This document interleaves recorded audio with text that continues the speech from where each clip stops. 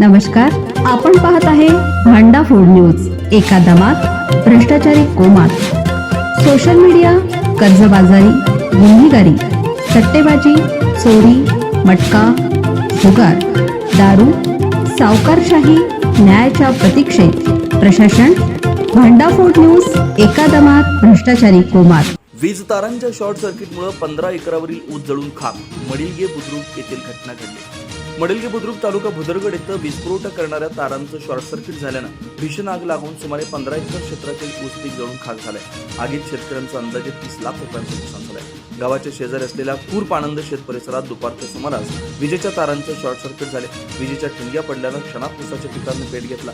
ऊसाच्या वाळलेल्या पानांमुळे आगीनं काही क्षणातच रौद्ररूप धारण केलं. शिवाजी उगळे, शंकर माळवेकर, साताप्पा गोजारे, पिंटू मोरे यांच्यासह शेतात काम करणाऱ्या अनेकांनी आग विझवण्यासाठी धाव घेतली. मात्र वाऱ्यामुळे आगीवर नियंत्रण मिळवणं कठीण झालं.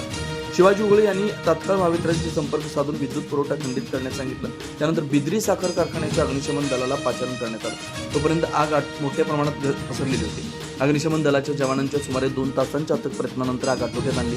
तोपर्यंत जवळपास 15 एकरातील ऊस जळून खाक झाला होता. आगीत सुधा पंडित, सर्जेराव शिंदे, एकनाथ शिंदे, धनाजी देसाई, विश्वजित देसाई, प्रभाकर धुमाळ, रघुनाथ उगले, उत्तम सुर्वे यांच्यासह अनेक शेतकऱ्यांचे ऊस पीक पूर्णतः जळाले. हातातोंडाशी आलेले पीक आगीच्या भक्षस्थानी पडल्यानं शेतकरी आर्थिक संकटात सापडले.